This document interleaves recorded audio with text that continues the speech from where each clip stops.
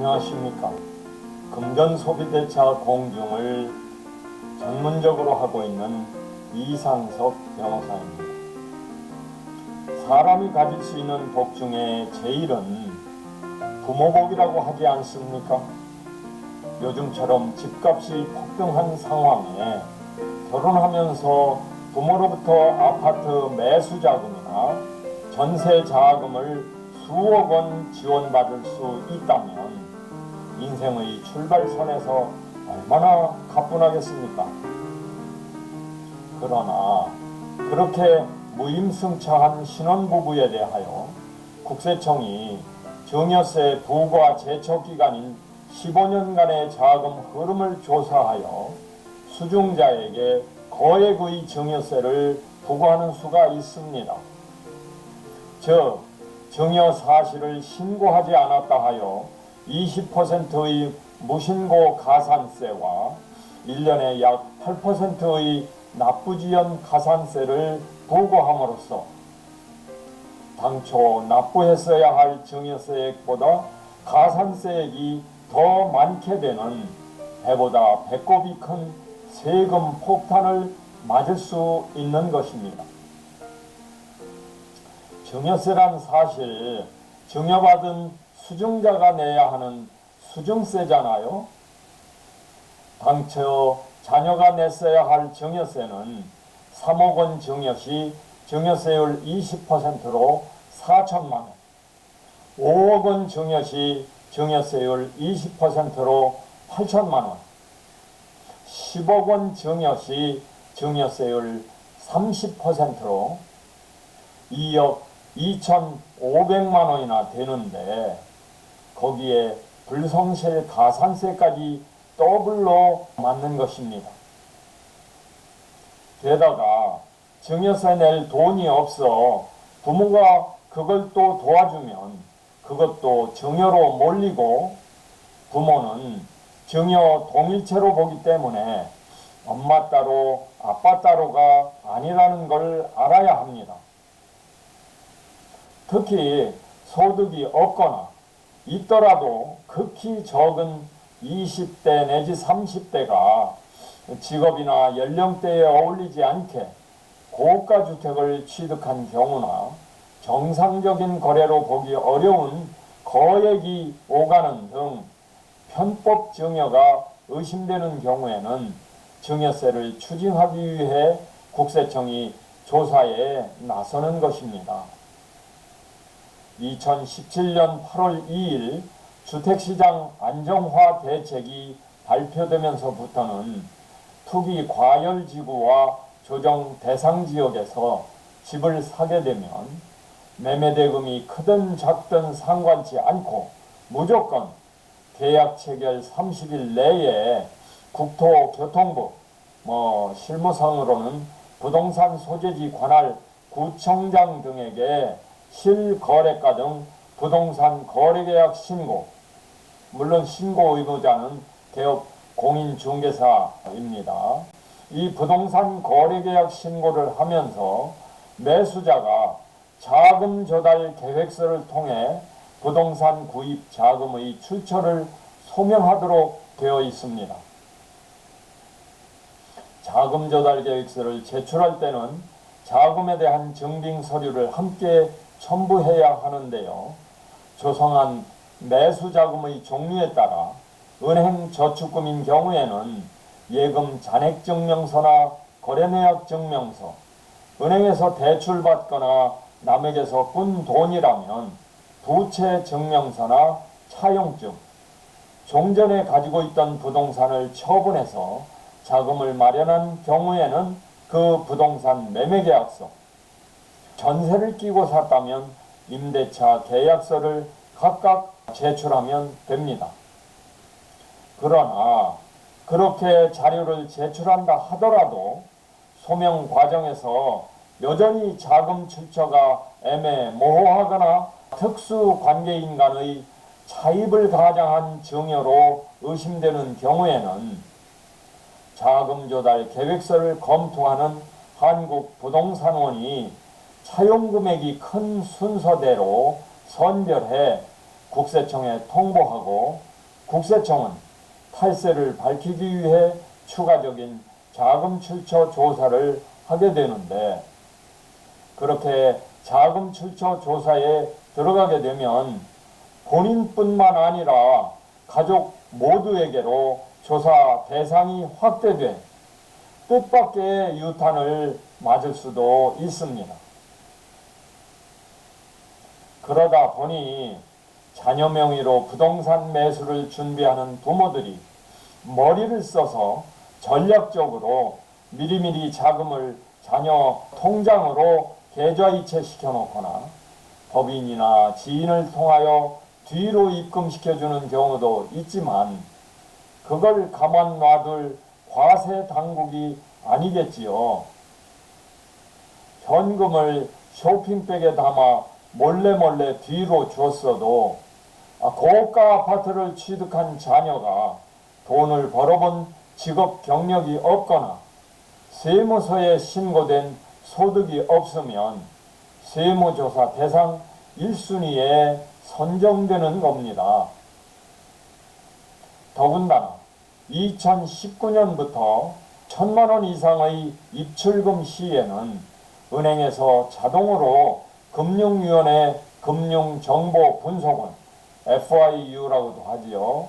이 금융정보분석원에 보고하도록 되어 있고, 금융정보분석원에 설치된 차세대 자금방지 시스템, FIU 정보 시스템의 정밀 분석 결과 불법, 편법, 탈세 의심 시에는 국세청의 고액 현금 거래 보고 CTR, 이 CTR을 하게 돼 있어서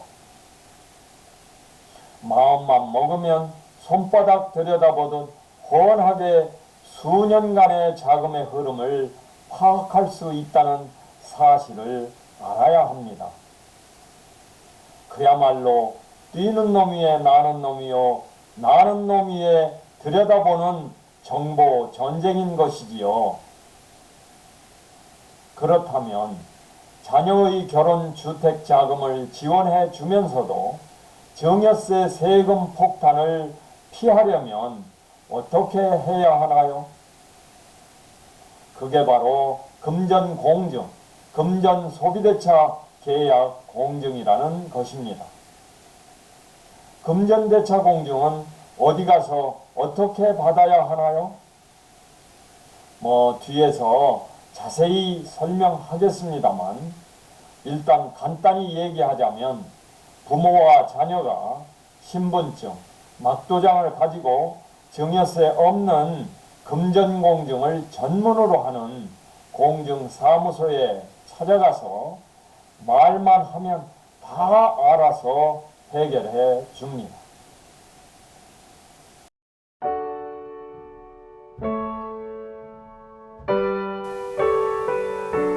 금전소비대차 계약 공정증서는 법에 정해놓은 서류 양식이 공증인 사무소에 비치되어 있습니다. 따라서 당사자들은 신분증과 막도장만 가지고 공증인 사무소에 가서 원금과 이자, 지급기일 등을 구두로 말하기만 하면 다 알아서 증서를 작성해 줍니다. 즉, 자기들끼리 차용증이나 계약서를 따로 만들어 갈 필요가 없습니다. 공증실에서는 공정증서를 3통 만들어 원본 한 통은 공증실에서 보관하고 정본 한 통은 채권자에게, 등본 한 통은 채무자에게 각각 교부해 줍니다. 금전 소비대차란 돈을 꿔서 쓰고 돈으로 갚는 것을 말합니다. 즉, 금전, 돈을 소비, 사용하게끔 대차, 꿔주고 꿔쓰고 한 다음 금전으로 되갚는 것을 말합니다. 쉽게 얘기해서 돈을 꿔주고 받는 것을 법적인 용어로는 금전 소비대차라고 하는 것입니다. 이때 오고 간 돈을 꿔주는 쪽, 채권자에서는 대여금이라 이렇게 얘기하고, 오가는 쪽, 채무자에서는 차용금이다 이렇게 얘기를 합니다. 이 경우 약속한 이자 지급을 어기거나 갚기로 한 날짜에 제때 돈을 안 갚으면 1, 2, 3심 재판을 거칠 필요 없이 공증 서류만으로 돈 꿔간 채무자의 전체 재산에서 강제로 받아낼 수 있는 강력한 집행력을 가진 것이 금전 소비대차 공정증서입니다. 금전거래 공증에 필요한 구비서류는 뭘까요? 본인들이 직접 공증을 받으러 함께 올 경우에는 각자의 신분증, 예컨대 주민등록증 또는 운전면허증과 막도장만 있으면 되지만 한 사람이 공증실에 나올 수가 없어 혼자서 공증을 받을 경우에는 오는 사람, 대리인이죠. 수임인, 대리인. 오는 사람의 신분증, 그리고 막도장. 공증실에 못 오는 사람 본인의 인감증명서. 인감증명서는 발급 3개월 내에서만 사용이 가능합니다. 그리고 그의 인감도장이 날이된 위임장이 필요합니다. 위임장 서식은 우리 홈페이지 공증.com 공증서식 샘플에 들어가 보면 나와 있기 때문에 다운받아서 사용하면 됩니다. 끝으로 금전대차 공증의 수수료가 궁금하지요? 공증은 국가사업으로서 공증수수료도 개인적으로 흥정할 수 있는 게 아니고 공증인 수수료 규칙에 따르도록 법에 딱 정해져 있어서 전국 어느 곳이나 똑같습니다. 금전소비대차 계약 공정증서의 수수료는 공증받는 금액 곱하기 2 곱하기 0.0015 플러스 21,500원 그리고 증서값 6,500원입니다. 공증금액이 20억 원 정도인 경우에는 아무리 거액을 공증하더라도 공증수수료는 무조건 300만 원에서 멈추도록 되어 있습니다.